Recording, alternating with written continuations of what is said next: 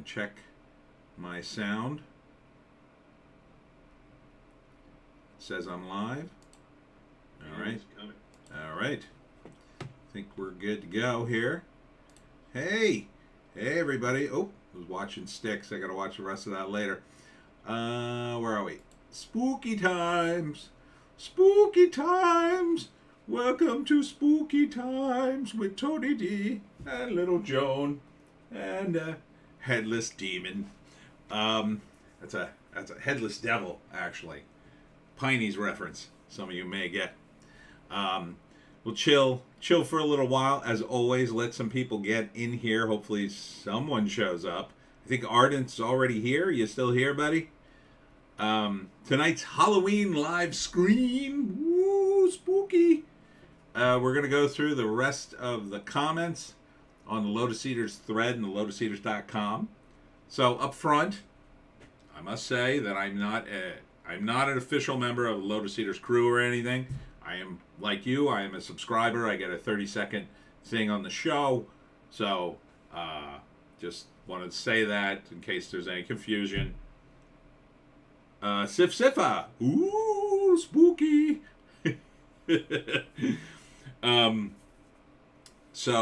Yes, I pay for the gold tier just like you guys, and I have 30 seconds to make a video comment.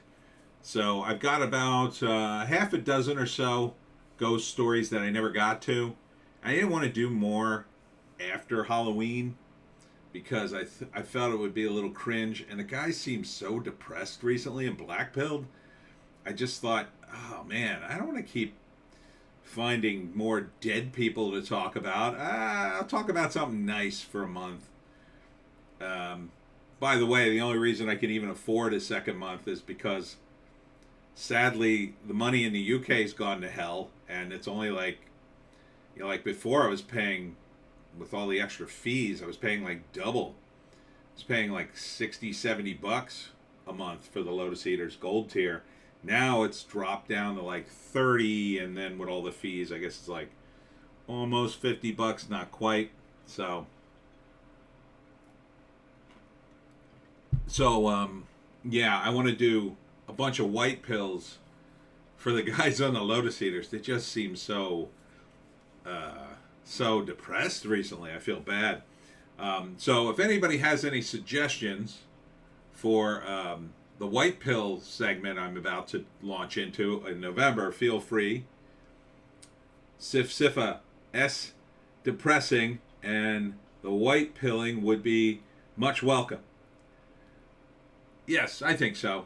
And it's kind of cringe to keep doing ghost stories after Halloween. Carter Chain, welcome. Dead people are always the more interesting to learn about. It's true. Think Positive, welcome. Howdy. Think positive. Yeah, think positive. So I'll ramble for a little bit longer before I get into ghost stories. Had a great weekend, by the way. Sold a ton of books. The Pineys, by the way. Book 10, now available. And, of course, the Web Comic Factory and Superfrat, if you'd like to read any of the comics. Loser Nerd. Hello, Lotus Boys. Welcome, Loser Nerd. and as I say, I am not a member.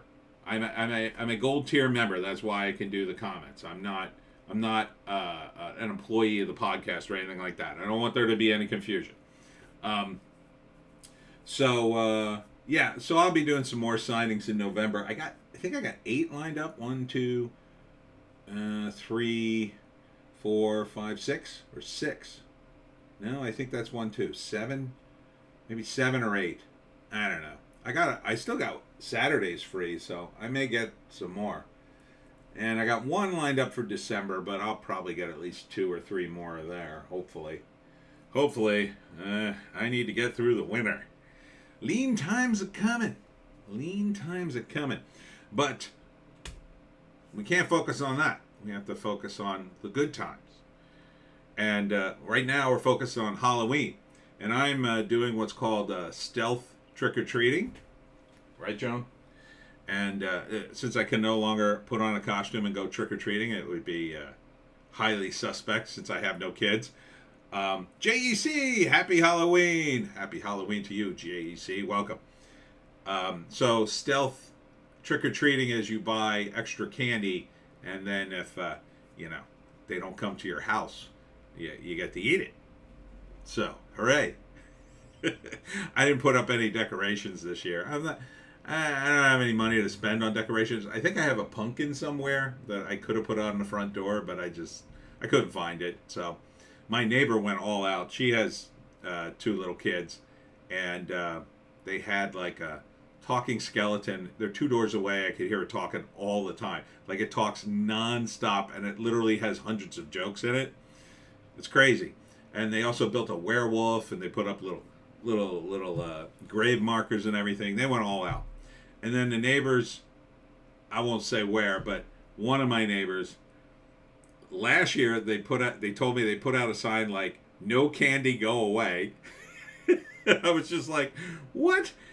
Then this year I saw a tent outside of their house, and I saw him, JC, it's kind of raining here right now, so I didn't even bother to go out and get some candy. Yeah, it's probably just starting to rain now. I actually have, my town is going to 8 o'clock, so I just put the candy bowl outside and a sign that said "Take one."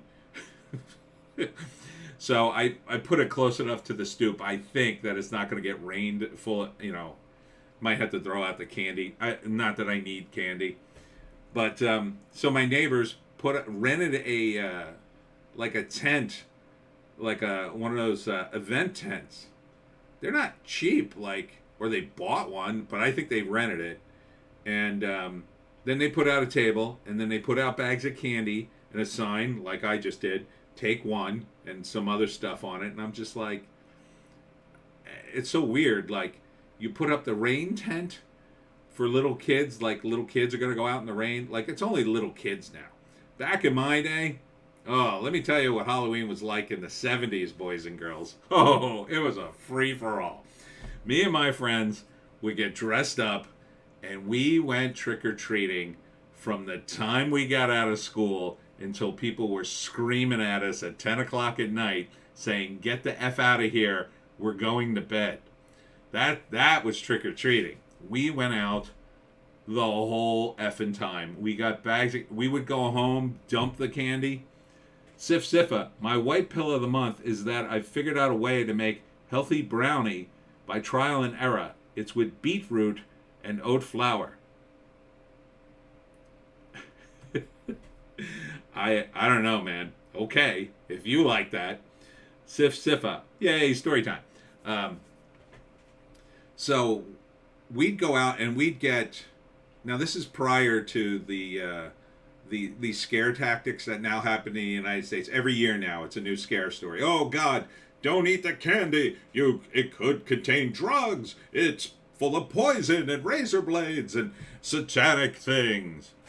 So back in the 70s, before all that was a thing, like people would hand out homemade candy, cookies, candy apples. We'd go to a door. There'd be a woman just like handing out candy apples she just made. They would still be warm. You'd be like, "Oh, cool." And you'd be eating it, going to the next house, getting more candy. You'd be standing at the door with your bag. "Hey, trick or treat." With like the caramel all over your face and all over your mask, depending on what you were wearing. And Bleach Demon is here. Now that's how to do it, not this damn trunk or treat. Yeah, trunk or treat is so lame. So effing lame. And we would go until people, like 10 o'clock at night, I remember one of my neighbors was like, "You guys are still out? We're going to bed. Here, take the rest of our candy." And he just dumped the entire bowl into my bag, and I was like, "Yeah, this is not making me want to go home." We would go trick-or-treating. The other move was when you walked home from school, which is something else we did in the 70s, kids. We would just walk home, like I was 8 and I walked home from school by myself sometimes. Who is that? Lala Lucas, welcome. We just give kids apples. They don't come back. Oh, you're one of those people. Yeah, why don't you just give them a little crudité while you're at it? So the move would be to go trick-or-treating on the way home and grab some candy for the road. So you'd like take your jacket and you'd put it above your head and be headless. Like that was the move. Or you just knock on the door and say, hey, give me some candy. And we do it. And people would give us candy. And it didn't matter. And again, it could be anything. We didn't care. We would eat the candy right when we got it, right? Like before our parents. And then our parents started going through the candy right around right around the time I was getting too old to do it. Probably when I was about 13 or 14. They started going through the candy and stuff that sometimes you'd get old people give you a Mary Jane that was from 20 years ago. It'd be like a rock. I think it was right for my mother to throw that in the trash. Because Mary Janes are, you think candy corn is bad? Try biting into a Mary Jane sometime, assuming your teeth are healthy. They're bad. We had a neighbor. He gave out loose candy, and I don't mean it was wrapped. Like it was like a bowl of candy corn. You just stuck your hand in. It was nuts. It was a free-for-all. People were still driving their gigantic cars in the 70s down the road while you're running back and forth the street, trick-or-treating. Although, in those days, it was more of a neighborhood thing, so a lot of people weren't going to do anything. Like, they said, oh, no, it's Halloween time. I'm just gonna stay in and give out candy. And back then, we didn't have full bars. I think we had full bars for a while, but we at least had medium-sized bars before they went to the minis. JEC, what the F are Mary Jane's flavored? It's like maple candy. It's bad. It's really bad on your teeth. I had one once and never again would I put it in my mouth. Like, I guess if it should be a hard candy, really, but it's not. It's supposed to be like you soften it in your mouth and then you chew it, but man, it'll stick to your teeth. It's like a candy from like 1900. Carter Chain, I'm 19. What's a Mary Jane? LOL. It's like, it's flat, about the size of a razor blade, and the thickness of a comic book. And it was made from basically really hard taffy. Yeah, ew, maple, says JC. It was maple, I think. It's awful. Awful candy. But one candy that I do miss, it's hard to find, but I know a place that still sells them, and once in a while I just go get them, is candy cigarettes, which are awesome. Dan Sheehan, welcome. Why don't monsters eat ghosts? Because they taste like sheet. That's a good one. Bleach Demon, Carter's son, I know what I'm getting you for Christmas, LOL. So, candy cigarettes, I don't know if some places still have them. They had two versions of it. So, one was, it's just this chalky, sugary candy that looks like a cigarette, looks like it's lit on the end, and you would pretend to puff it. And they had so much like dusted sugar on it, you would sometimes it would sometimes look kind of like you're smoking. But then the stuff that looked really kind of almost like a cigarette was this bubble gum that was shaped like a cigarette. It had a cigarette wrapping around it, and then it had powdered sugar between the bubble gum and the wrapping. So when you put it in your mouth and blew, you actually blew out the sugar in a way that almost looked like a cigarette, really. And it had, it looked like a filter, and then you'd unwrap it and chew it like regular bubble gum. And it was good gum. JEC, candy cigarettes are just sugar. But they're delicious just sugar, I think. For the cheap candy, that's my favorite, other than, and I may be alone on this, but I do love me the circus peanuts. If you've ever had them, they're like these weird marshmallows. They look like peanuts. They don't taste like peanuts. I don't know what they taste like, but they have their own unique flavor, and I find them delicious. But again, they're mostly sugar. Bleach Demon and the candy cigars weren't awful. Yes, I used to get those too. That was a lot of gum though, because it was literally cigar shaped and it was solid gum all the way through. And that would be a lot of gum. That would be about a pack of Razzles. I was a big fan of Razzles. That was like candy gum. It looked like candy. It looked like little sweet tarts in a pack. And then when you'd eat them, they turned into gum. And then I would always eat too many. I usually would down an entire pack, which would be way too much. My mouth would be full of gum. And then one time I did 3 packs. And I was, Lala. Remember sweet tobacco? It was made from strands of toasted coconut and came in a pouch. I don't remember that, but we had Big League Chew, which was shredded bubble gum, which was like that. Toasted coconut. JC, anything with chocolate I like. I don't touch candy that's just sugar. I'm a big fan of chocolate too. I had a neighbor who would make homemade candy every year, and she'd always make at Easter too, and they were really good. Bleach Demon, I used to throw stale circus peanuts at cars. A waste, man. They're delicious. Oh, JT Taylor's here. Hey, JT. Ha! A pack of Sig candy is like having 7 real packs a day. I don't think they're that cancerous, are they? Are they, Joan? Joan's going to sleep. And yeah. So these days, everything's got to be sealed. Everything's got to be, no homemade stuff unless you know the person. JT, yeah, I don't like sugar candy either. Pure sugar was good as a kid, but nowadays as an adult, yeah, NA. Yeah, sweet tarts, that to me is pure sugar. The only thing that's more sugary than a sweet tart is Pixie Sticks. I don't know if you remember Pixie Sticks. That was basically, they would give you 3 pouches of colored sugar and a stick made from sugar. And you would lick the stick, stick it in the flavored sugar, and then lick off the sugar. And it was like a sugar high like none other. But man, that was like diabetes in a pouch. JEC, different kind of cancer. Every cancer except lung cancer, ironically. JT Taylor, haha, yeah, I do.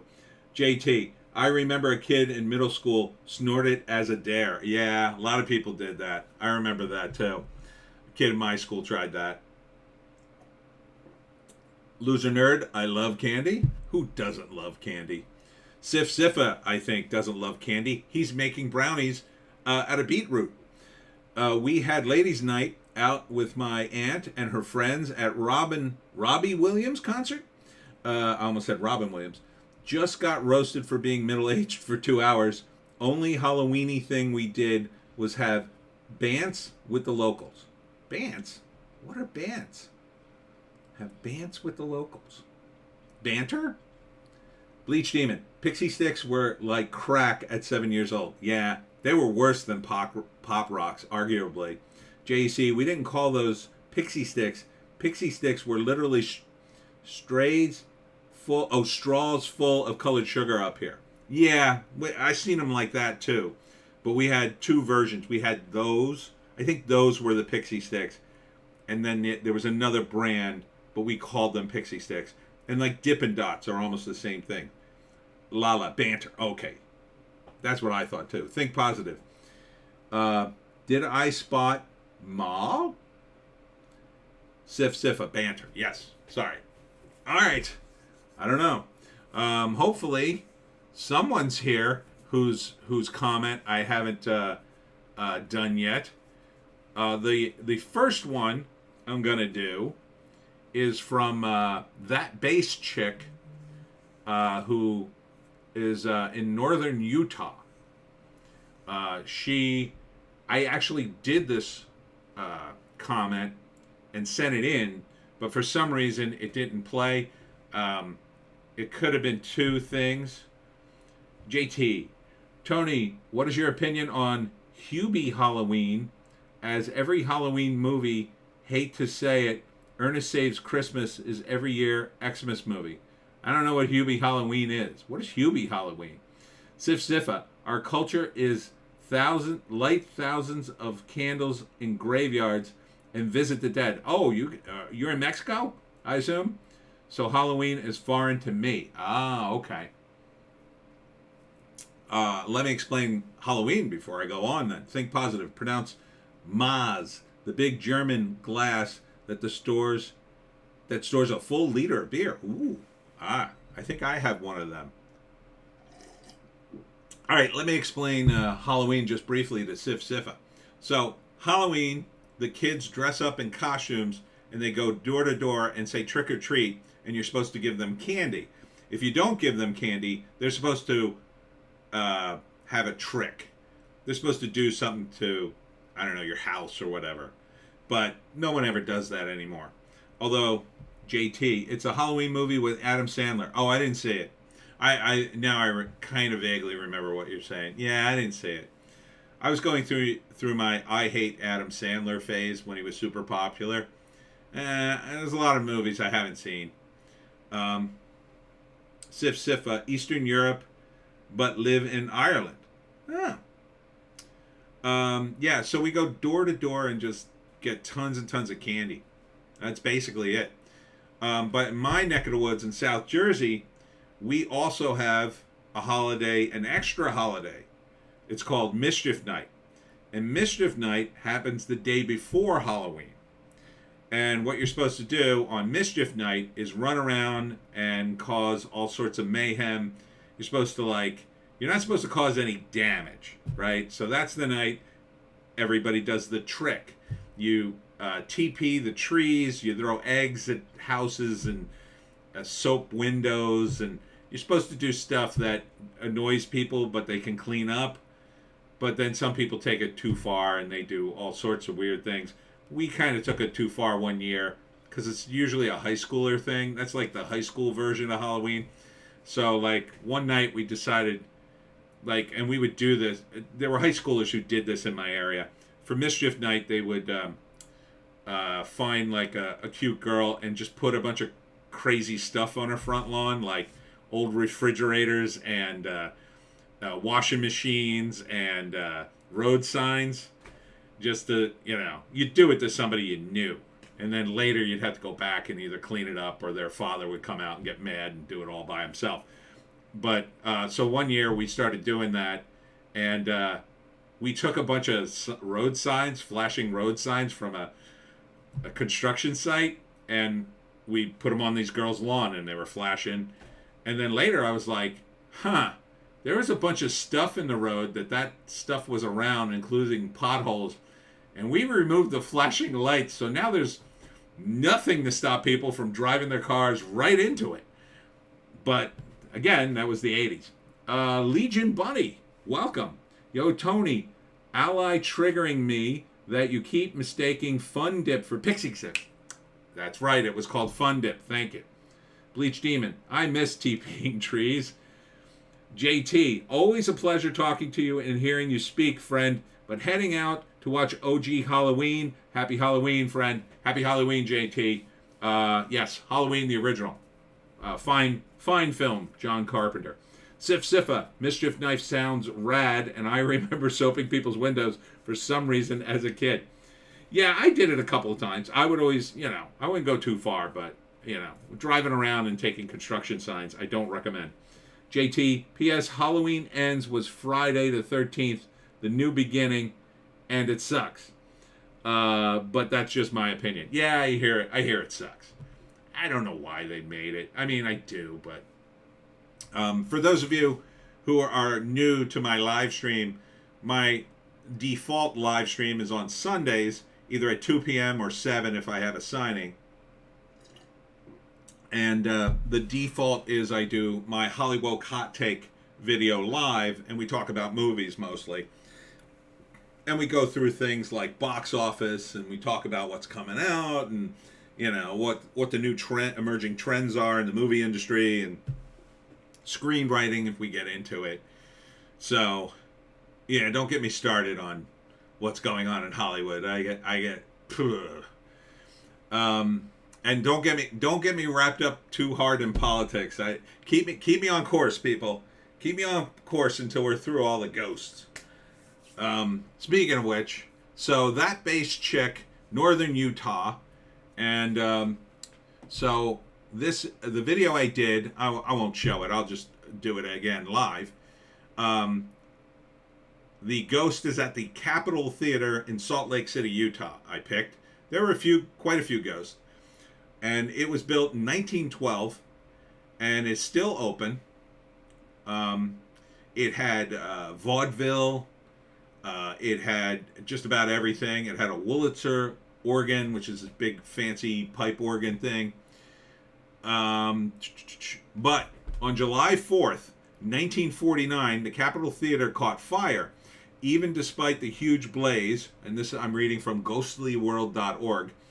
The only casualty was that of a young usher, Richard Dickey Duffin was his name, who perished while saving those who were inside the theater at the time. So he was a Chad, and he died a Chad.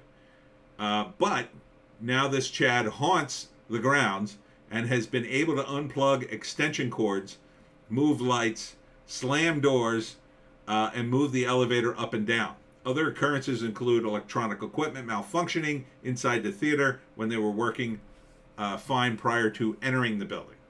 And then the joke I made in the comment was, is this ghost trying to make some new ghosts so he's not so lonely?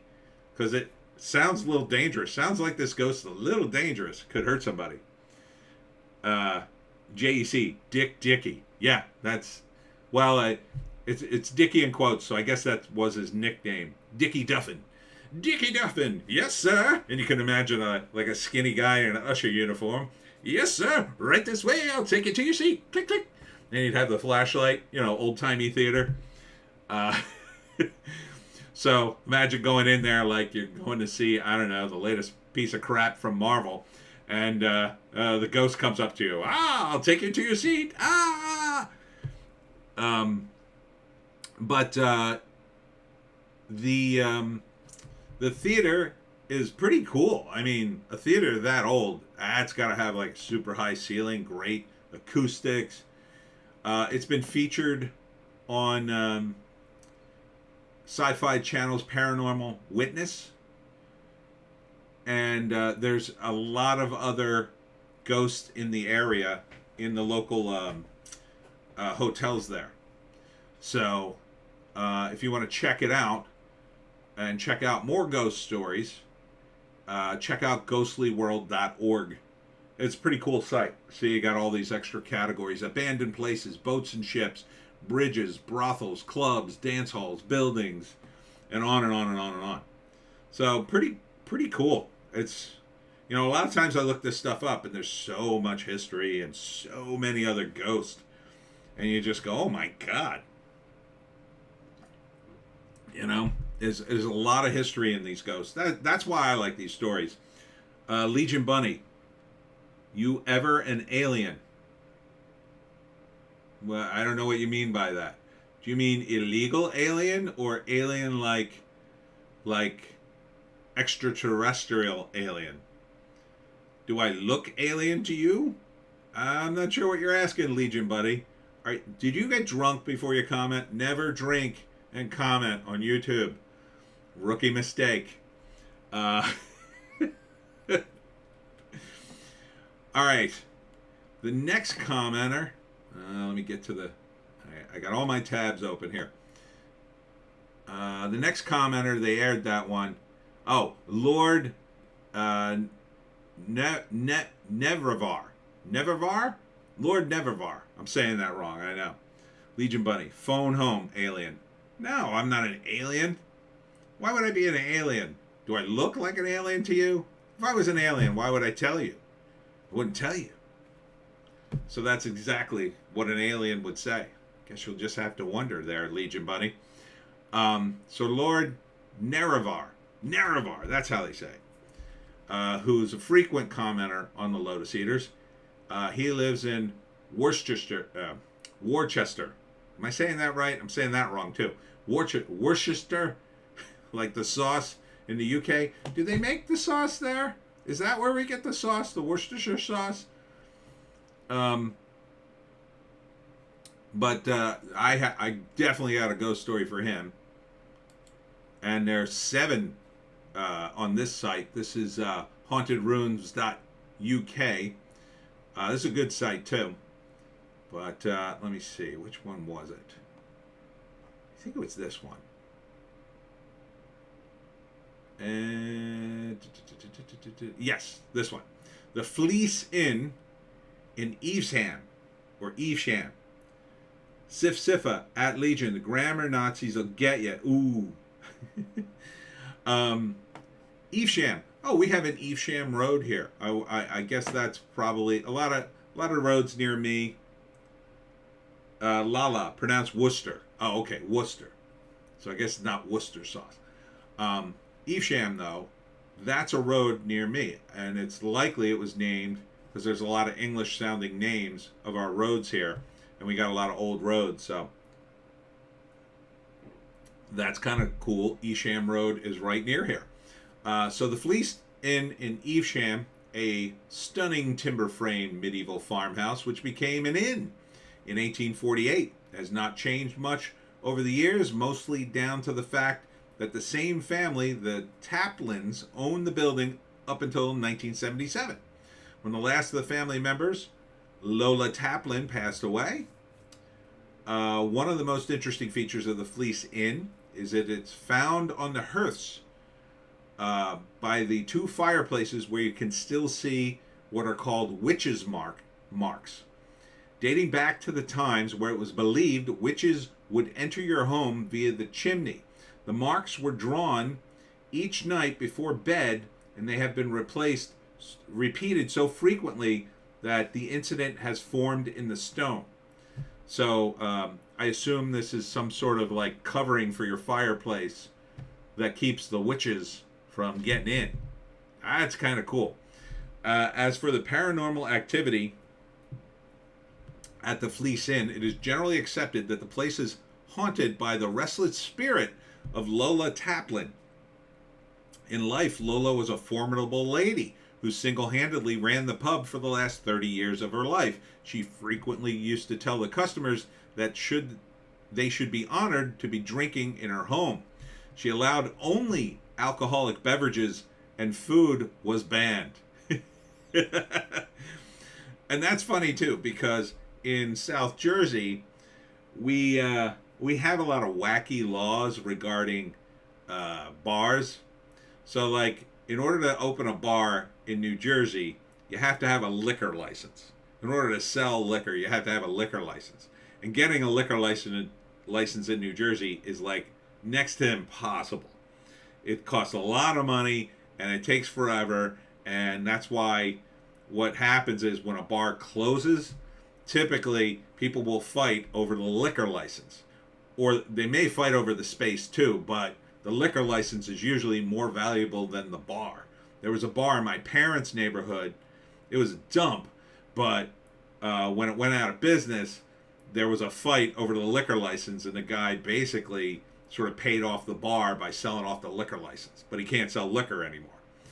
And anyhow, the reason I mention this is because about 10 years ago, the governor at the time was a Republican, a fat guy by the name of Chris Christie, and he wasn't very good. But the one thing he allowed was like brewers and wineries to open in New Jersey, and he allowed them to serve stuff that they made. So it was a loophole in the liquor license thing. So if you make your own brew and make your own wine, you can have what are called tastings. Basically, you could serve all the beer and the alcohol you want, but you can't serve food because it's New Jersey and we have weird rules. So it would be a lot like this place, which is kind of funny because it's in Evesham, and Evesham Road is also on here, and I'm sure there's a place. Legion Bunny, wait. At Sif Sifa, ich bin ein hot dog. JEC, Fat Rhino Neocon. That's Chris Christie. He once took a private helicopter to his son's Little League game. I guess it was the governor's helicopter. I guess the governor has a helicopter here too. That wasn't even the worst thing one of our governors did. The worst thing one of them did is we have these really crazy highways in New Jersey. We have one called the Atlantic City Expressway. And it's a highway and you pay tolls on it. And so one time, one of our governors, John Corzine, got on the highway, and the governor here will use state troopers as his bodyguards, essentially, and his drivers. So a couple of the state troopers are in the car, and I think there was another car with them. So they're driving down the Atlantic City Expressway at like 100 miles an hour, and they get into an accident. Now, fortunately, I don't think anybody was killed, but Corzine and one of the troopers was very severely injured. And they were driving too damn fast. That is like too damn fast. Because our highways, the highest speed limit here would be 65, and back then it was 55. So, oh man, he wrecked, and that was the worst thing. But yeah, Christie was an idiot. Sif Sifa, there's a strong speakeasy scene in Jersey. I believes. I bet yes. Yeah, not really, because there's still enough bars, and that now there's so many breweries. The thing that the breweries and the wineries did is the South Jersey towns here had nothing going on, like nothing, right? There are these towns that you don't know, but I know, like Pittman and Millville. I mean, I like them because I grew up in South Jersey, but there'd be nothing going on in these towns, like to do. So when the brewery thing happened and the wine tasting, everybody opened one. There's literally like 2 or 3 in every town now, or at least within the radius of a town. And that created a nightlife, which helped the restaurants. And now we got live theater everywhere. And other stores opened up and boutiques. So it really helped the local economies here. And it used to be back in the day, and we're talking the 70s and 80s, like if you wanted to go to see live theater, you had to go to New York. That was like 90 minutes away from here. Now, like where my relatives live in Hamilton, the blueberry capital of the world, there's 2 live theaters. It's in the middle of nowhere. There's 2 live theaters.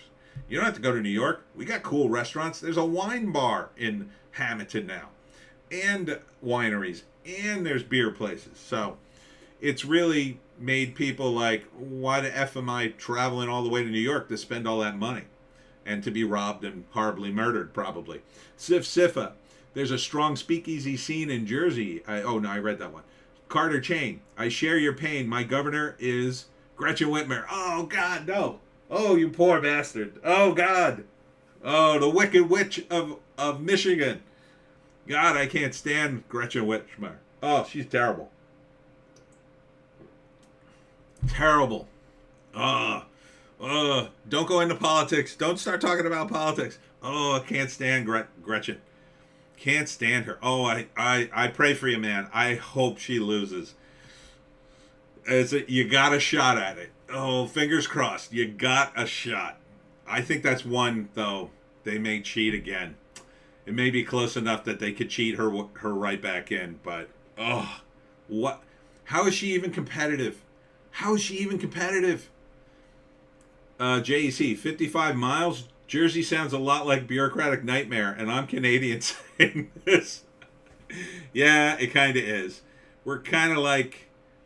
But, like, here's the thing about Jersey. There's all these rules, but everybody ignores them. So, yeah, it's 55 here. Most people don't drive the speed limit here. Like, I drove to my signing this weekend. Yeah, I'm clocking in 70, 75. It's like 65 miles an hour mostly now. And there are people blowing by me like I'm standing still. And then once and twice a month, suddenly there are cops everywhere. But so what? You got an app, like my Google app. I think it's Google, the map app. It'll tell you, oh, there's a speed trap. You can just slow right down. And they're accurate. Google Maps I'll say this for Google. I pretty much hate Google as a search app, but Google Maps, they are on point. That maps system works perfectly. JEC, all these guys are going to jail. It won't matter if she gets reelected. It's almost the Democrats are so stupid now. They should want to be kicked out. They should want not to be in office in the next 5 years, because it's going to be nothing but, hey, we got to rebuild this country because it's so effed up. And at least that way you could sit on the sidelines and go, see, the Republicans are screwing up everything. But, like John Fetterman in Pennsylvania still has a shot of being elected. Don't ask me how. I mean, I guess because Dr. Oz is such a terrible, terrible candidate. But, I mean, if they had put in a MAGA guy, the MAGA guy would have steamrolled Fetterman, I think. JEC, Elon is dropping all the evidence, LOL. Is he? I don't know, man. I mean, what evidence does he have? Twitter evidence?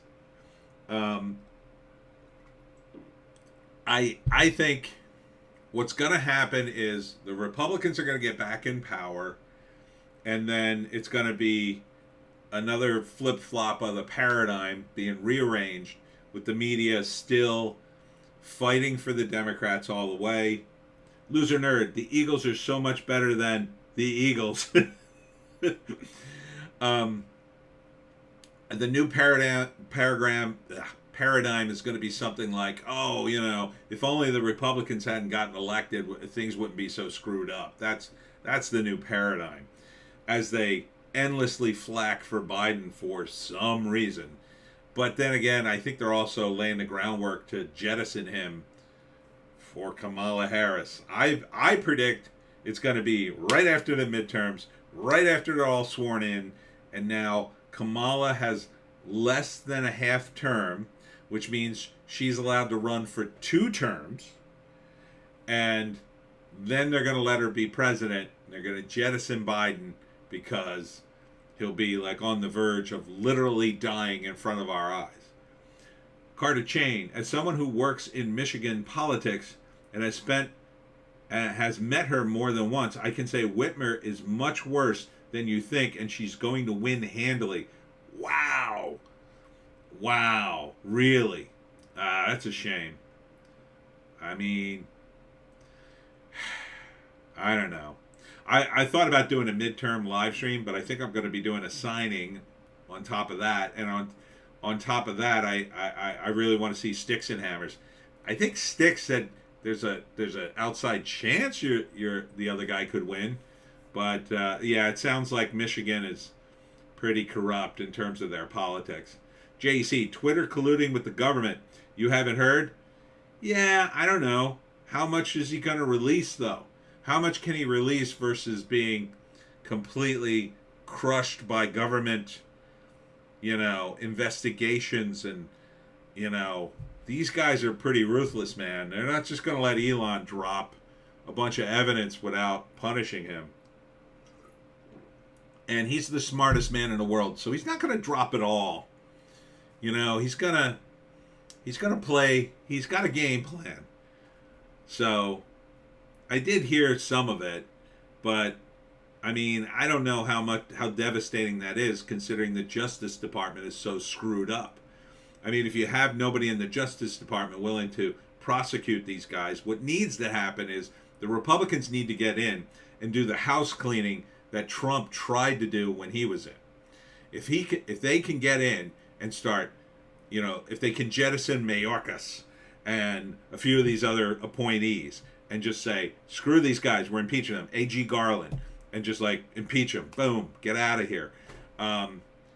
You're going to put the Democrats on defense to try to protect these guys, but if I don't know if they need more than a majority, but if they do, the Democrats are going to be propping these guys up even more. So the narrative that, the Republicans are screwing everything up, no, they're trying to get rid of these corrupt guys and you keep defending them all day long, all you do is defend your own, like, it starts to look bad after a while. I mean, it looks bad how they're defending Fetterman. I mean, who the hell could watch these media guys? Bleach Demon, I'm doing a midterm bit of fun. Oh, cool. You're doing a live stream? Sif Sifa, you said to steer you away from politics, boss man. Thank you. Yeah, I'm starting to get into my mode.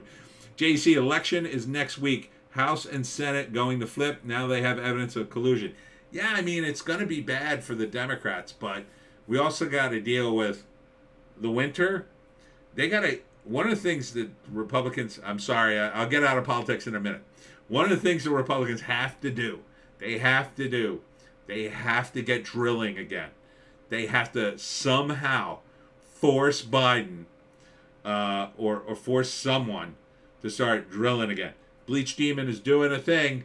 He's doing a thing for midterm. Keep an eye out. So they have to get the energy sector fixed somehow. I think they got a shot at that. I'm not sure of all the machinations, if they need 60 votes in the Senate. And I mean, they probably will have the majority in the House. It'll be the Senate that'll be the problem. JC, the money is running out. Media isn't going to matter pretty soon. Television doesn't matter, really. The only people watching TV are my older relatives, and they're totally bought in. They think I'm insane. They think I'm literally insane. They ask me all the time, "You're not watching Alex Jones, are you? You're not watching him, are you?" And I just go, no. I was telling them about James Lindsay, New Discourses, the other day.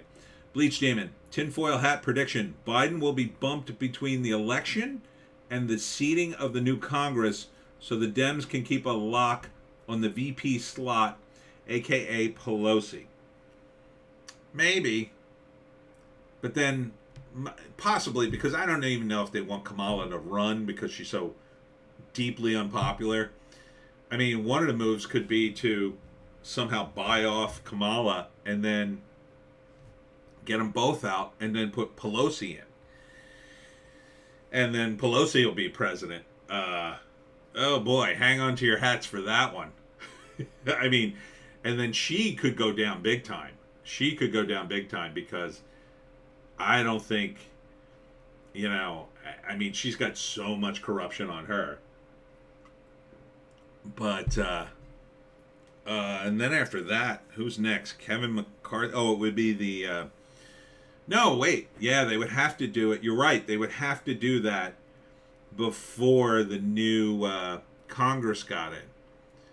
Because if they didn't get Pelosi in the VP slot ahead of time, so maybe what they'll do is they'll get rid of Kamala first. Get rid of Kamala first. Then have Pelosi as VP, then wait till after the election, and then kick out Biden. And then Pelosi will have her pick of VP. Maybe?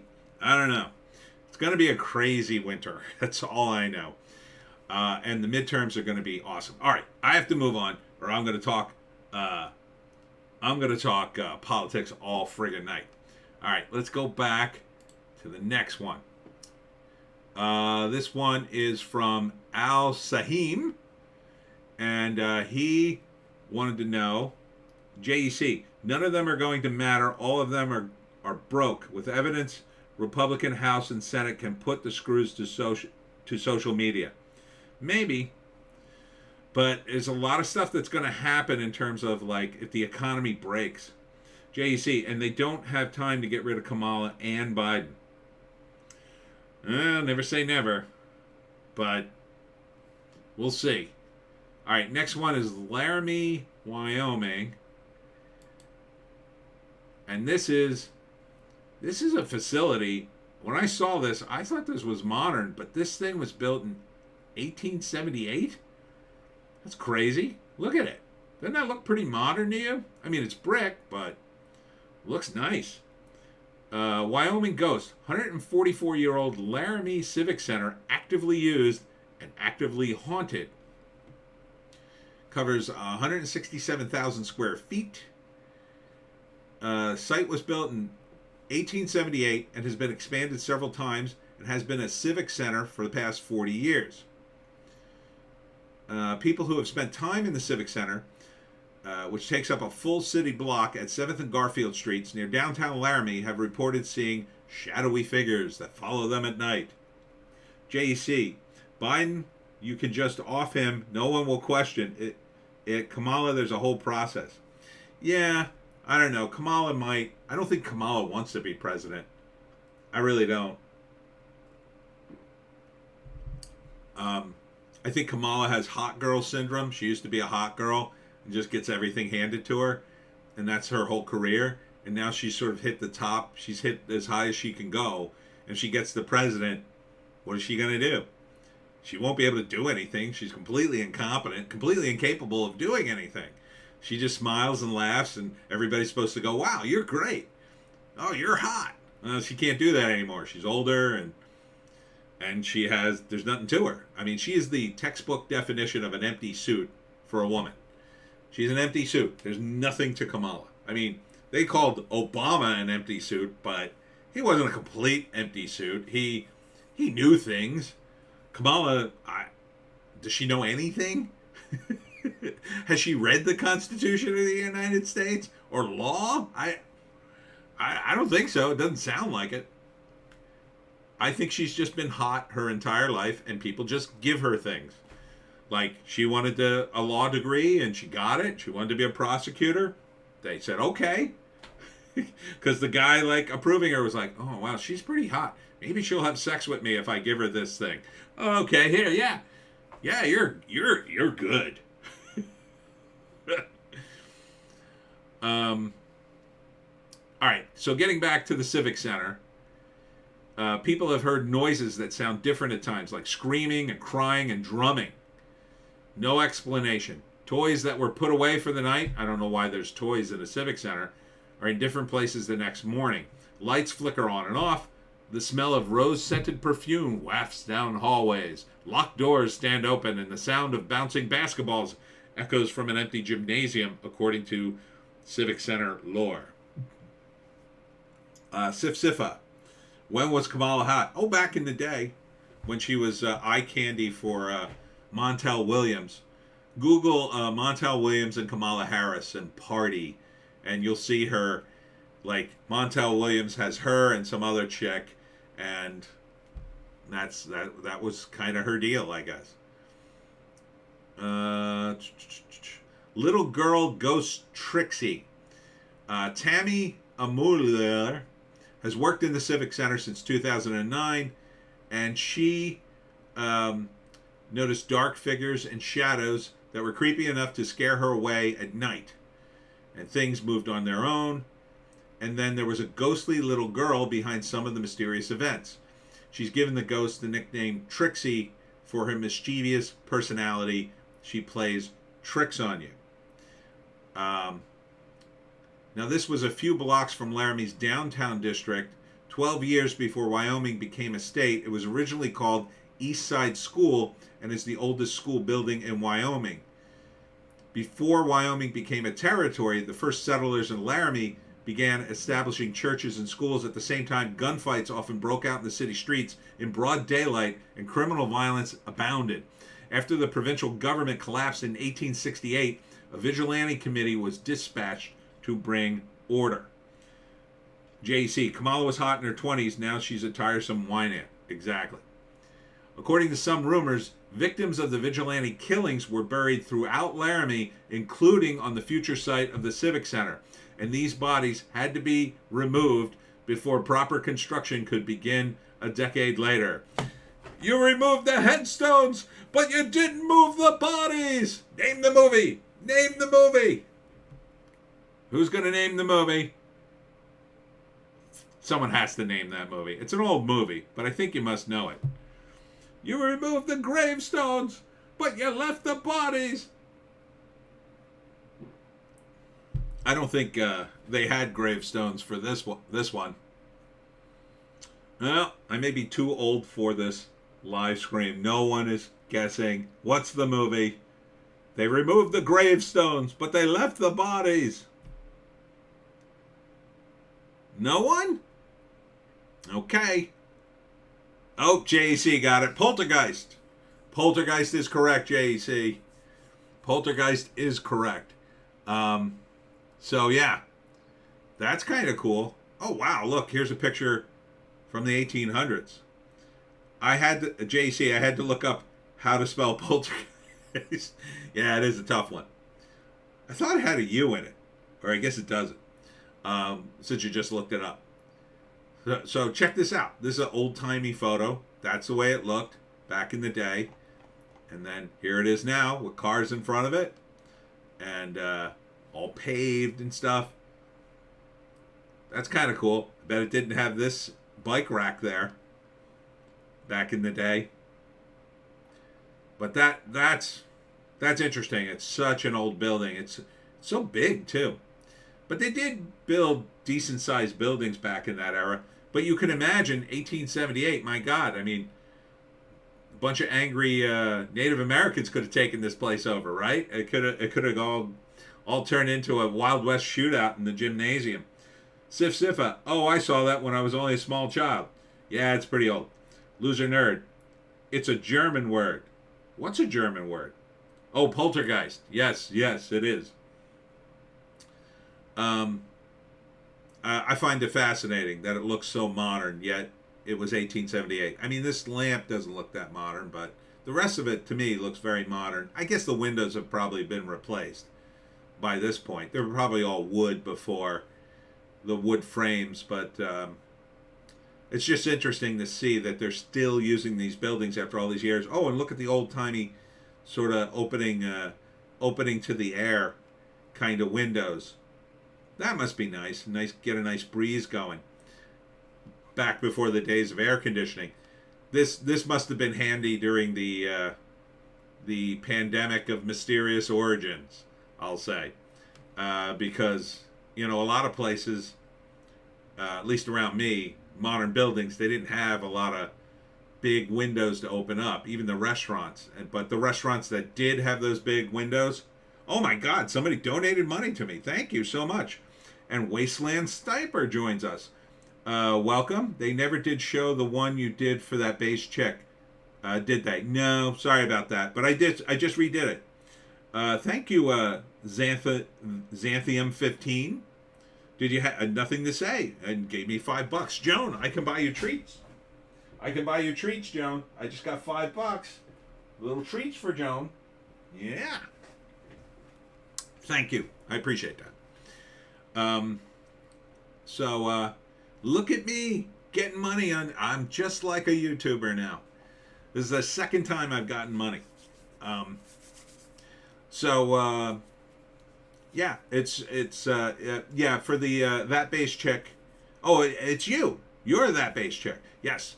Just watch the stream from like 10 minutes ago. I just did it. Yes, go back and watch. I did it on, well, you'll be surprised. It was a pretty good one. I like that one too. All right. So, more treats for Joan. Thank you so much, Xanthium 15. That's so nice. Oh, wow. I've got a patron. Hooray. All right. Let's move on. Who's next here?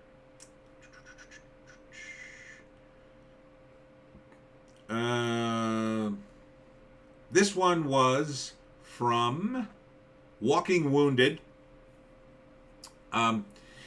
He says his father recently passed. Sorry to hear that. And although living in his village of Crockenhill, Kent, UK for many years, he was always known as the Greyhound Man, and he was always seen walking the dog around the village. I would love for you to make up a legend of the Greyhound Man seen walking around the village. It would be a great tribute to his legend. Love your stories. Thank you. I don't know if I could do that. I mean, I guess I could do one on the fly. Because ghosts often have, I think, unfinished business. And sometimes it's about revenge. I mean, he could be sort of a nice ghost. I would make him a nice ghost. The Greyhound Man seen walking his dogs, and he, if you have a lost dog, the ghost will bring the dog back to you. That would be a cool ghost, right? Like, oh, I lost my dog and I was out looking for him, and then a kindly old man with a greyhound brought my dog back to me, and he tipped his hat and he didn't say anything. And then I bent down to pick up my dog, and when I stood up, he was gone. Yeah, that would be pretty good. But I did dig up a story for you. Now, I couldn't find one in Crockenhill. This is where Crockenhill is. But I did find one just 19 minutes away in Kemsing. But it's in the general area of Seven Oaks. I'm not sure how you guys do your counties, or provinces, or commonwealths, or, you know, things that aren't towns and cities, but regions. But there are quite a few in Seven Oaks. So, a million pop-ups here. Sorry, I should archive this. Let me figure out which one that I picked. There was a few of them here. Oh, this one, The Night. This one is on Kent Live News. St. Mary's Church in Kemsing, the church dates back to 1060. Wow. And is said to be haunted by knights who murdered Thomas A. Becket. The knights were believed to have rode through Kemsing on their way to Canterbury. According to legend, a knight is seen praying at an altar at the church every year on December 29th before vanishing. That's pretty cool to me. I mean, because we don't have anything that old in America. So that's pretty interesting that, like, you'd see a guy in a suit of armor, like, praying. You'd be like, oh my God. The closest thing we have, I mean, we don't have anything that old, but we have, like, you know, we have reenactors for the Civil War, but, like, we had people still alive from the Civil War when I was a kid. But there's a bunch of other ones here that are pretty cool. This was the backup. The crying woman in Checkers Pub in Seven Oaks, said to be haunted by a crying woman who watched her son's execution from an upstairs windows many centuries ago. Her distressed wails occasionally have been heard by punters. So this is at Kent Live, and what was the story? The most haunted places in Seven Oaks and Tunbridge to see a ghost this Halloween. These spots are said to be home to the undead. So they get very specific. You know, the hard thing about finding some of these ghost stories is now telling ghost stories is big business, especially this time of year. There's ghost tours just about everywhere. There's one, the most recent one I heard about is at Asbury Park, New Jersey on the boardwalk. It's a boardwalk ghost tour, which is kind of cool to me. So when they do these ghost tours now, they do them about ghosts that their stories aren't on the internet, because once you know the story, you're not going to go to the ghost tour, right? Like, so there are all these articles about ghost stories that you can find, but then the ones in the ghost tour are really hard to find. Like, they're the ones that are like, oh yeah, we didn't tell that one, or we didn't put that one on the internet because then nobody wants to hear about that, right? Like, if you already heard it from me on the internet, you're not going to pay like $20-$40 to go on a ghost tour for 2 hours and hear the same damn stories, right? And it's not like, you know, you're going to see a ghost unless it's a guy in a costume. To me, the most interesting sort of ghost thing that you can go actually see, and it'll actually be there, is in Ocean City, New Jersey. There's a museum. It's not called the Lifeguard Museum, but that's basically what it is. It's called something like the museum dedicated to people who save people from the ocean or something. But they have a ghost in the museum. And what they did was they made a statue or a mannequin of the ghost that they saw. So you go to the museum and you can actually see the ghost as the person who saw it envisioned it, because they actually have this mannequin like hovering there, which I think is awesome. And I think that ought to be done more, because if I'm going to a place that's supposedly haunted, I kind of want to see something, right? Even if it's just a made-up story or whatever. It'd be great if you had, like, in that town, in the church, like, a little statue of a knight just praying there, like the ghosts that people have seen over and over again. You know, the armor from the time period. That would be pretty cool. Now it's a church, so maybe it's not. Maybe it's still operating as a church, and it'd be a little too, you know, want all the tourist trace being in there. But, you know, in a pub, that would be cool. I don't know if you'd want the screams, but maybe the woman up at the window, like a mannequin of the woman, like, oh no, my son is being executed down in the square. But some of this stuff, especially that old, man, you're not gonna find much in terms of the background on that unless you go to paper, and then you're in for a time. Let me tell you another story, kiddies. When you had to research stuff back in the day, you had to go to these places called libraries, and you had to look through microfiche and books and historical records. If you have we have historical societies. I'm sure you guys have something similar.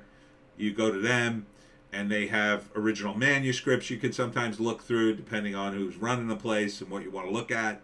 And it's pretty cool, but it's a lot of work, because if you have to do it like that, unlike the internet where you just go, oh, I want to find out ghost, UK, Crockenhill, or whatever, and click, boom, you get all the information, comes right to the top.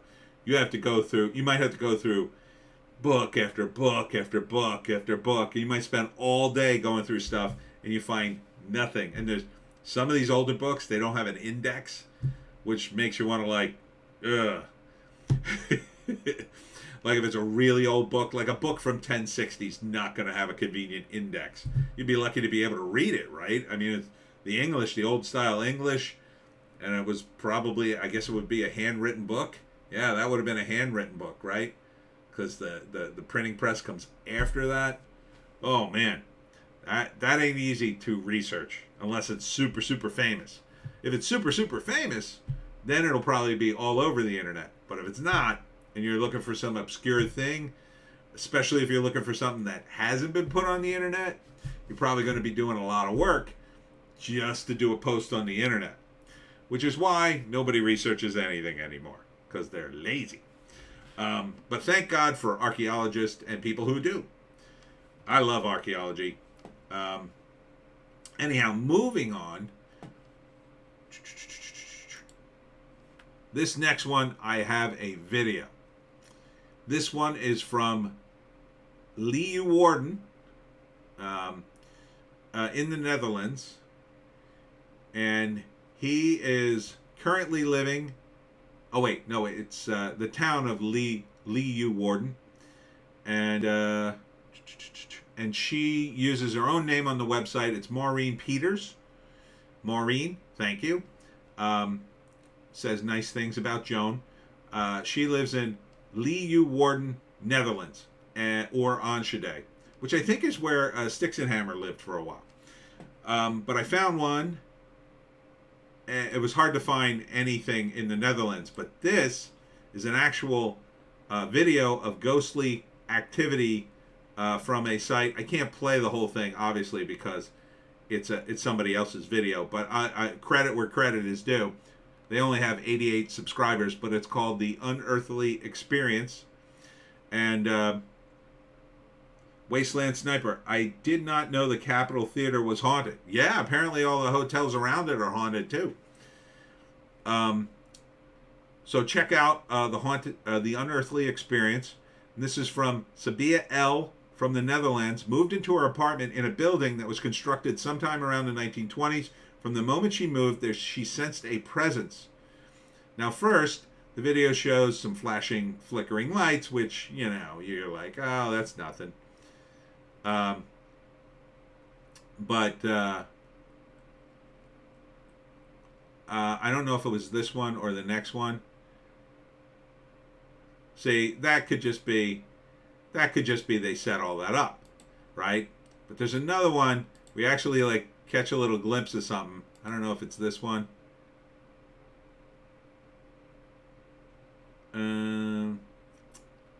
See, you got the arrow pointing. Yeah, see right there.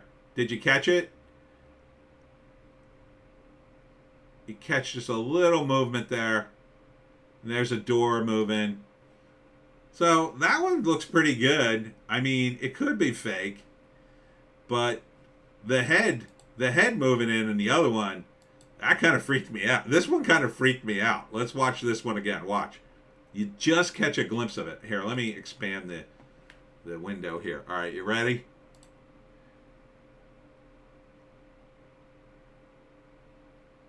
See that? That was kind of creepy.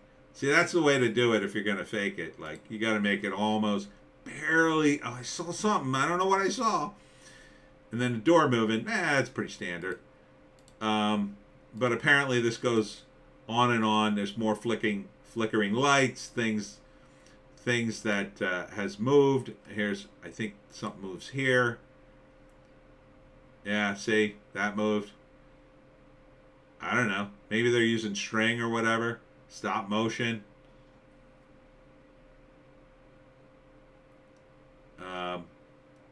So, who knows? Wasteland Sniper. One I don't know much about, but have meant to look into is O.E. Bell High School in Idaho Falls. It's not a high school anymore, but I grew up hearing about it being haunted. Yeah, there's a lot of schools that are haunted in South Jersey. I did like 2 or 3 of them on the LotusEaters, but there's like probably a good 10. You know, I think that's like almost a no-brainer, especially if someone in the high school gets killed or injured or whatever, that it's almost instantly going to become something. Sifa, like me, some spooky videos. Yeah, so go check these guys out. I don't want to play the rest of it because, you know, YouTube might flag me or whatever. I definitely couldn't play the sound, but there's some music in it.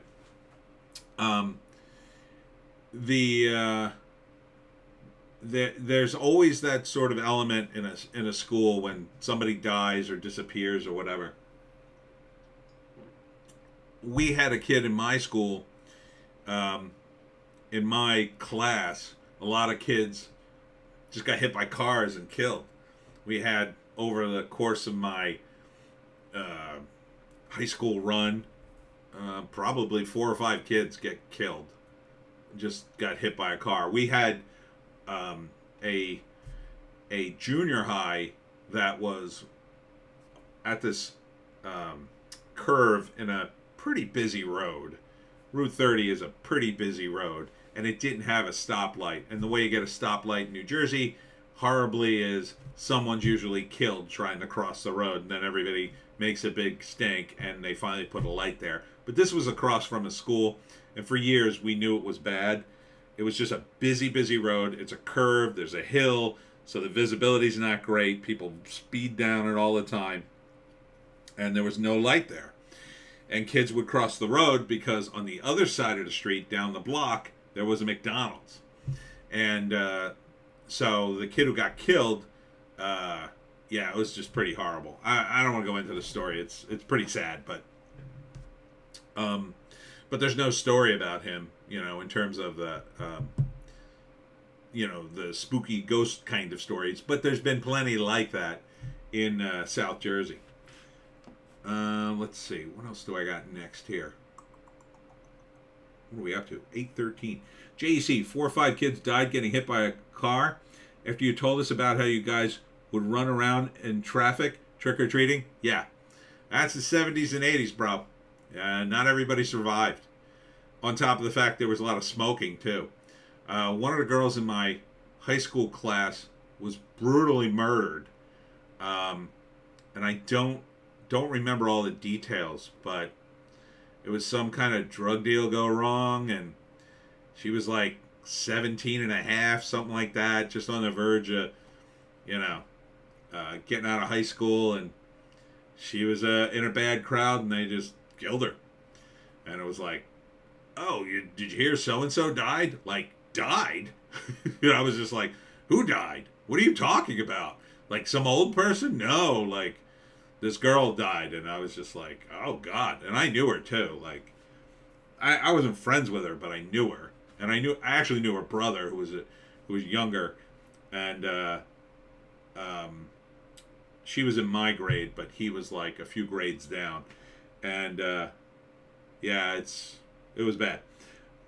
Sif Sifa, school is just as spooky as a concept. Yeah, kinda is. All right. Oh wait, I gotta get. Who was the one on this? Okay, it's Scaria95 from Northwest Indiana. And you really did my job for me by giving me the link. So I didn't have to do anything on this one. Scaria just gave me the link. So this is Gypsy's Graveyard in Crown Point, Indiana. So I won't read the whole thing, but today's haunted tale comes from a cemetery near my hometown of Crown Point, Indiana. This is from a site called Hauntings Around America. Around that cemetery, a local legend.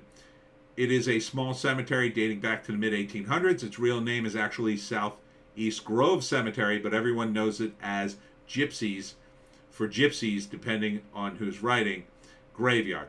The legend goes that a band of gypsies came through Crown Point in the 1840s and decided to camp for a couple of weeks. When the locals did not like that and insisted they leave, blaming them for anything from stealing livestock to just being a nuisance, the people there demanded that they leave after only a few days, so they left. The only reason that they had stopped to begin with was because they had a sickness spreading throughout the camp and some of the gypsies were gravely ill. On their way out of town, they buried those that had passed away in what is now Southeast Grove Cemetery, or Gypsies. Legend says that they were leaving. They also put a spell on the cemetery to curse whoever disturbed the dead. Supposedly blood has been found on the legs of visitors' pants. Shadows, orbs, and eerie feelings also have been reported. The legend is interesting, no doubt, but I am not sure if it is real or just legend. Wow, that's creepy. The blood creeps me out. So you're just walking around the cemetery and you got blood on your legs, like, what the F? Plus, you've ruined your pants. Blood does not come out. I mean, ghost blood might come out, I guess. I mean, if it's ghost blood. But, I mean, if the blood stains are haunting your pants, I don't want my pants haunted, so to speak. So the author's experience at Gypsies has ranged from nothing to orbs to downright terrifying after becoming a fan of ghost hunting, and they went ghost hunting. We got a crazy amount of ghost hunters in South Jersey, by the way. And in fact, I did a signing at the Westville Brewery. What was that? That was like a week or 2 weeks ago. And they had a ghost hunters there checking the place out because the Westville Brewery had been the old firehouse. And it was built, wasn't too old for Westville. Westville's pretty old. Like for America, they had buildings that go back prior to the Revolutionary War, which is about as old as you get in South Jersey. But that building had only gone back to, I guess, the early 1900s, early 1800s, but it had been an old fire station, and it did have an old-timey look to it. They took me through the basement and showed me around. I didn't see anything. I mean, it looked creepy. It looked like a place you'd shoot a Ghost Hunters episode and go, "Ah, I heard something. Run! Ah!" Just checking on Joan.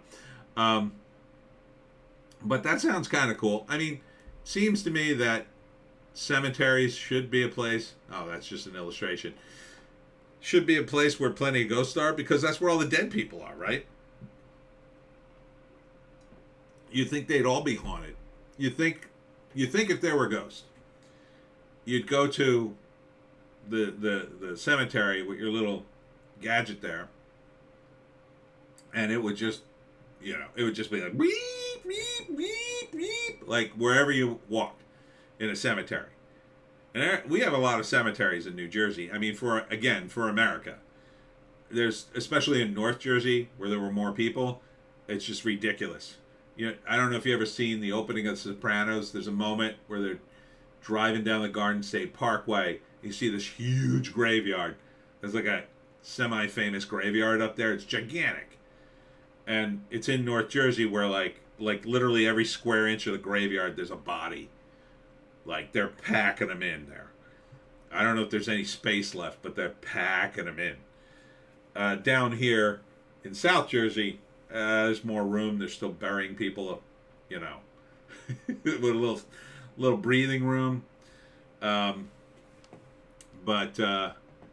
anyhow, moving on to the final one. I on the thing, Wasteland Sniper. I'm rewatching The Sopranos right now. Oh, I like the first 2 seasons. And then I think it's the 3rd season where they get into Meadows' boyfriend. And I think that's where it starts to head down. And then it just becomes so... I think it was a victim of its own success. And then after the mother died, forget it. It's a shame. But that really was... To me, that was the key relationship that drove all the story. But, yeah, the first couple of seasons are good. Sif Sifa, like Carlin said, when you break out of jail, would you just hang around?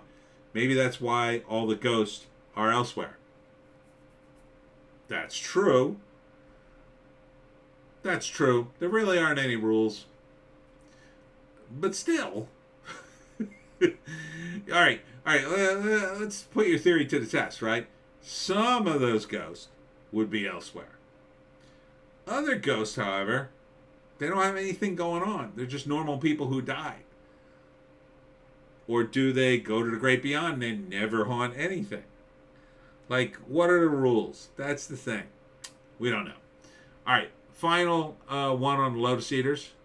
Jonathan Crow, and he lives in Bath, UK. Now, there's a million ghost stories in Bath, as you can imagine, those of you in the UK.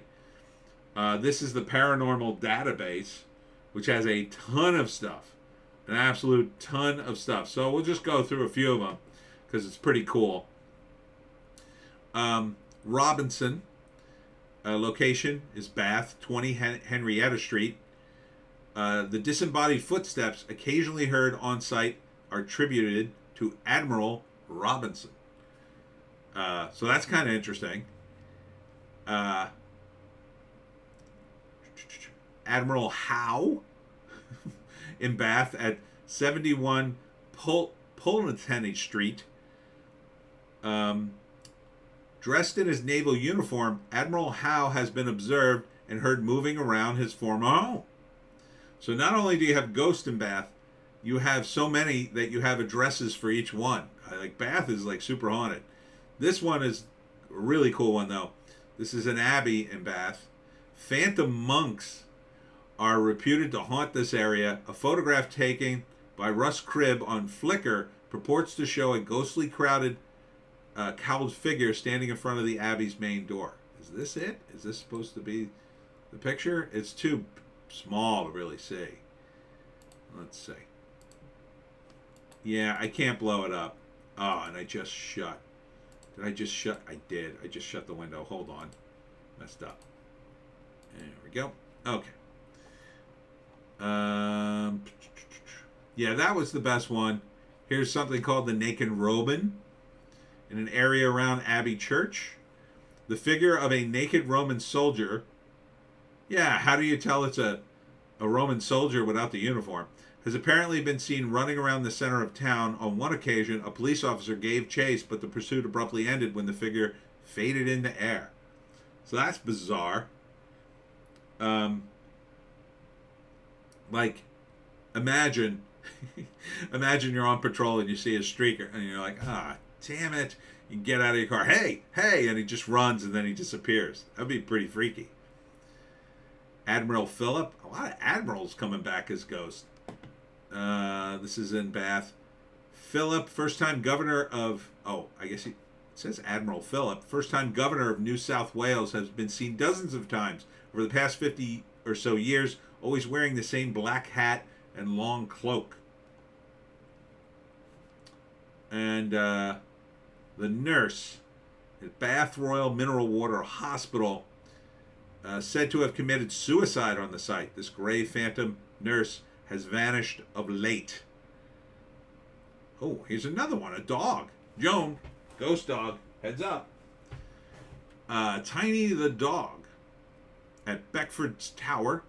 William Beckford's pet dog, Tiny, was once buried by the tower, though the creature's ghost returned after the remains were moved. It's also said that William's ghost haunts the graveyard surrounding the tower. Ghost dog. Can you imagine? And then there's a bunch of others. So, there's a monkey. I got to read this one. In Brass Knocker Hill surrounding area, there was a brief flat of monkey sightings here. Creatures said to have stand between 3 and 4 feet high, had bright rings around its eyes. Is it an actual monkey? Sounds like an actual monkey. Well, anyhow, this is a good site, the Paranormal Database. So you can see, there's just, look at all these. Oh my goodness. That's records 1 of 25 just on this page. There's 34 just in Bath. So, go nuts. It's Halloween. And I had a few other just fun ones in New Jersey, if you got time. I know I'm going a little long here, but it's Halloween. Get some candy. I wanted to mention the update on the latest New Jersey's Bigfoot sighting, in case Carl tuned in or looked at the video later. Not great news, Carl. The Northern New Jersey Bigfoot expedition last week, this was October 20th and 23rd, we're looking to encounter a Sasquatch, but sadly, they did not. The organizers said, we heard some odd sounds and found a potential print and hair. No sightings, though. Rippon, the organizer, says he's glad they did what they did because, quote, you have to have boots on the ground or you'll never know what's out there. You're not going to see a Bigfoot unless you're out there, folks. So get out there and see a Bigfoot. Loser Nerd, there is a Ghost Dog movie, but Ghost Dog is neither ghost nor dog. He's Forrest Whitaker. Yeah, I saw that movie. It's not bad. But if you're interested in, there are literally hundreds of sightings of Bigfoot in New Jersey for some odd reason. He is sometimes called the Big Red Eye in New Jersey, again, for some odd reason. But I had to add a Bigfoot in case Carl happened to drop by. Also, we had our annual, beware the candy. And this is why Halloween isn't as cool as it was in the 70s and 80s. Marijuana and more. New Jersey poison controls. Halloween warning. Every year we get this. What's the main concern? Well, the main concern is making sure you're too scared to take any other candy other than corporate-owned candy, corporate-made. Sif at Nerd, is Whitaker the one that only plays cops? He's the one with the wonky eye. He's a big, heavyset guy. He's a good actor. He played Idi Amin in a movie. Poison Control Center's main concern at Halloween all year round focuses on marijuana edibles. Yeah, because if you eat one of them, you're going to be eating all the candy. And people are stupid, and they get into their friends' candy, and they're totally irresponsible. But who would give that out? What stoner would give away his edibles? I doubt it. Unless it was a wacky accident, maybe. But again, nobody's taken unwrapped candy, and I'm pretty sure edibles, they're going to come in a big bag. You're not going to give a whole bag of candy. You know what I mean? It's like, what examples has New Jersey Poison Control Center seen? 2-year-old child accidentally ate some of his dad marijuana edibles. See? Yeah, it's all big accident. Sifa, LOL, as if people would just give that away. Yeah, it's expensive. Here's a kid very happy to have gotten his marijuana edibles. I thought the big scare this year was going to be fentanyl, which kind of looks like sweet tarts. But I didn't hear anything in New Jersey about it, but maybe on the regular news, which I don't watch anymore. Sifa, Poison Control's main concern is that people might accidentally have fun. Yeah, well, that's our government's focus all the time. Historic Jersey Shore mansion is museum by day, but perhaps a paranormal playground by night. The Strauss Mansion, located in Hillside, overlooking Sandy Hook Bay and Atlantic Highlands, as further north. It's not really the Pines. Glowed in the light cast by vivid sunset on a cold and blustery September evening. Blah, blah, blah, blah, blah. Anyhow, it's a museum, old-timey museum. They say it's haunted too. The usual stuff, things moving around. They had some ghost investigators. It's funny, like, they bring in the ghost investigators, but, like, you know, these are just hobbyists. They're just people who said, oh, I'm a ghost investigator now. And they show up and they do stuff. Like, I mean, they're to me, they're wackier than chiropractors. It's like, you know, it's like, you might as well just take, I don't know, and take a jar and go, whoop, whoop, whoop, whoop, whoop, whoop. Oh, there's a ghost here. Whoop, whoop, whoop, whoop, whoop, whoop, whoop. I had a friend, he had this brilliant idea. And we have a newspaper here called the Weekly World News and Report. It's like the crazy newspaper, like the National Enquirer. It talks about the Bat Boy and all kinds of crazy stories that are obviously fake.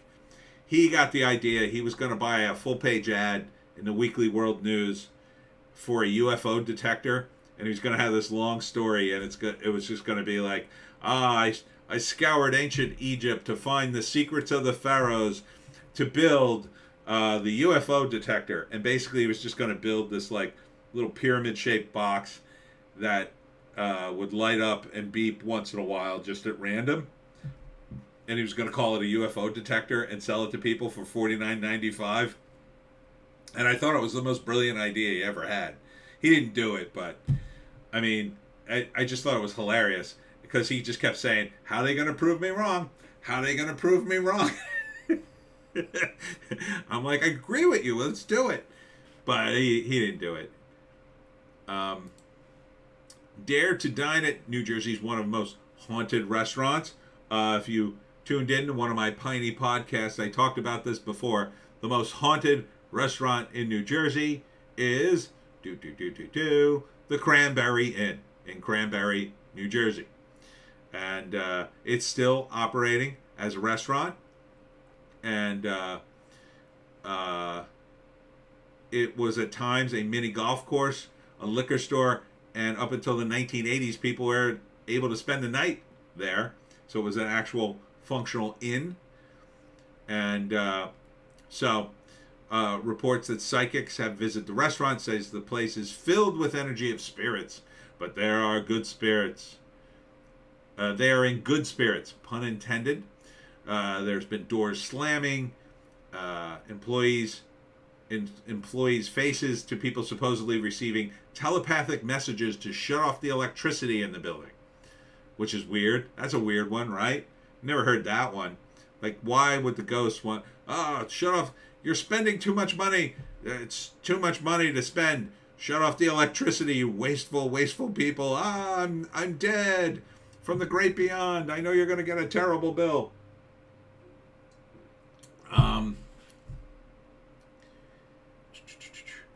Let's do this one. I want to end on another one. This is more evidence that the Pine Barrens are the most haunted place in New Jersey, because there was another survey or whatever. They have all these pictures, but Condé Nast Traveler says one of the most haunted places in America represents a big chunk of landmass is, of course, the Pine Barrens. So the Pine Barrens by Condé Nast is voted one of the most haunted places in America. This is from 105.7 The Hawk. A lot of radio stations do pieces on ghosts for some reason. And finally, my big finish is, of course, Weird New Jersey. And this is a story of the pig lady.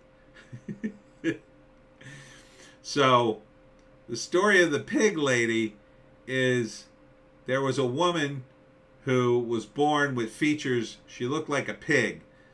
And she grew up and everybody teased her and just mercilessly mocked her. And then one day, a couple of locals took the head of a pig and left it on her doorstep, and that was too much. So kids started disappearing, and then the rumor is, like, see, this is her attacking people with an axe, and now she's supposedly in where the hell is it? Oh God, Pig Lady Road. Here it is. It said if you drive down Pig Lady Road, I'm not sure where that is, at midnight, she will jump out in front of your car, making loud weeping noises. She weeps in shame of her disfigured face and therefore only comes out at night. But there's another thing, like if you flash your lights, she'll attack you. Or she'll chase you. But there's a bunch of different stories. So now I guess she's a ghost because this really started in the 1900s. Yeah, here it is. Legend has it that in order for her to come out, you must annoy her first by flashing your headlights, screaming "Pig Lady," and beeping the horn. Then you must leave someone from the group on the street and drive off without looking back. Once you get to the end of the road, you will turn around and go back and see what your friend has witnessed. The whole drive from leaving your friend and coming back takes 10 minutes. So imagine this. Imagine doing this, right? Like, okay, we're going to do the Pig Lady thing, and you get your friend to agree to this. Sif Sifa. Surely they didn't name a road Pig Lady. Surely they didn't name a road Pig Lady Road. Apparently they did. I've never heard of Pig Lady Road. Let's see if it's on Google. Hold on. Let me go. Let me go to Google. Let's get out. Let's go. Pig Lady Road. I don't think it's a real thing. Now, wait. We're in the UK. Let's get over to the Pig and Whistle came up in the UK. Let's start over here. You got to get back to America. Hold on. There we go. Back to New Jersey. I've never heard of Pig Lady Road. I don't think it's a real thing. Pig Lady Road. I think they're just saying, yeah, it's not a real thing. I think they're just saying Pig Lady Road, like the road that the Pig Lady's on. So, oh, where's my tab? There it is. But imagine, like, they actually supposedly did this, and these are letters written into Weird New Jersey. We all admitted to being scared except for my friend Jen. She was calling us stupid for being scared and taunted the Pig Lady when she got out of the car.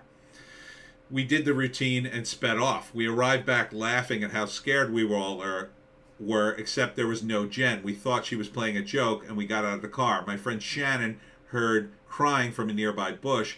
My friend John carried Jen out, and we got into the car in silence. After leaving the deserted road, we stopped to get gas. Jen was still crying, and I turned to comfort her. And that's when I noticed the scratches on her face, arms, and legs. We dropped her off, and she never spoke to us again. She moved a year later. Wasteland Sniper, probably one of those unofficial road names. Yeah, that's what I'm thinking. I don't think she actually chases you with an axe, though, in the folktale.